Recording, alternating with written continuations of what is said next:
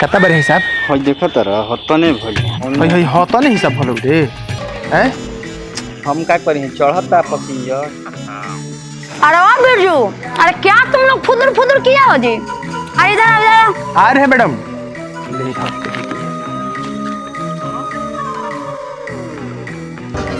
क्या है आपका हिसाब किताब? क्या बा मैडम? इतना ही? मैडम कोई भी सवारी बैठना ही नहीं चाह रहा है, बोल रहे हैं कि खटारा बस है, सब एसी बस खोज रहे हैं पैसेंजर। ऐसा क्या?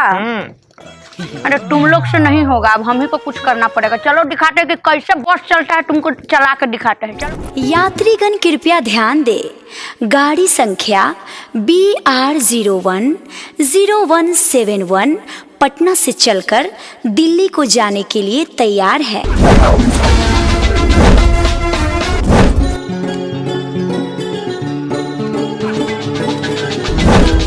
आइए पटना, आरा, बलिया, बक्सर, छपरा, सिवान, गोपालगंज, देवरिया, गोरखपुर, दिल्ली। आइए आइए, लेट मत कीजिए, आइए। ए मैडम नालंदा भी जाएगी? अरे नालंदा क्या, नालंदा का पूरा विश्वविद्यालय दिखा देंगे, ढूको तो सही। अरे ढूको, देखते क्या हो? अरे चलो ढूको हो। कम पैसा में करा दे यात्रा, बन जा सवारी हमर फिट कर दे जतरा। ए हो कम पैसा में करा दे यात्रा, बन जा सवारी हमर फिट कर दे जतरा। ई मत सोची हकी मारो तनी ढेली, होई हम पकिया रसीली हो। वो तो दिख रहा है। अरे आप चढ़ायो सन बस नहीं मिली हो, तो हके घुमा दे पटना से दिल्ली हो। आप चढ़ायो सन बस नहीं मिली हो, तो हके घुमा दे लखनऊ से दिल्ली हो। अच्छा मैडम, आप बोल रहे हैं नालंदा से छापारा और सिवान कामना रोड पर गाड़ी जाएगी दिल्ली? ओहो, अरे तुमको आम खाने से मतलब है कि गुठली गिनने से मतलब है? नहीं मैडम, कहा ना हम ऐसा ही कह रहे थे। अच्छा ठीक है, चलो बैठो बैठो।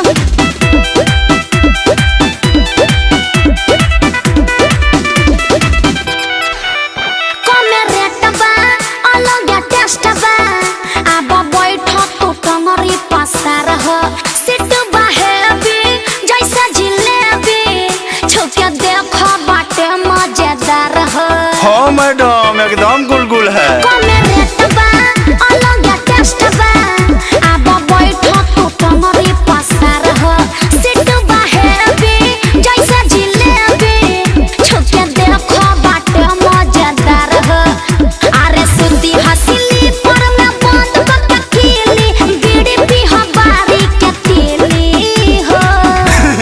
ए मैडम लाल पानी भी चल सकता है?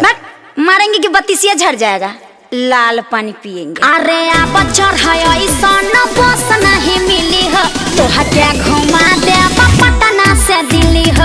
आप चढ़ायो सन बस नहीं मिली हो, तो हके घुमा दे लखनऊ से दिल्ली हो।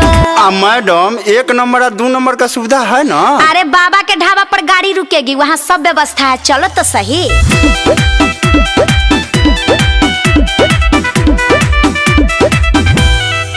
पैसा निकालो, टिकट कटालो, ना तो बाद में तू पछताइबा। बात क्या बोझा, ढेर न कूदा, कैसे बाद में अर्जुन तू जाइबा। अरे टिकट सीमित है। पैसा निकालो, टिकट कटालो, ना तो बाद में तू पछताइबा। बात क्या बोझा, ढेर न कूदा, देखो बाद में नया अर्जुन जा पाइबा। अरे अखिया में काजर नोला नसीली, कहेला लोग चिकन चिली हो। ओए तुम इतना देर से कोची घुरिया के देख रहे हो जी, कहाँ जाना है आपको? ए मैडम, जहाँ लेके जाएंगे वहीं चल जाएंगे। कंडक्टर इसको डिक्की में डालो। अरे आप चढ़ायो सन बस नहीं मिली हो, तो हके घुमा दे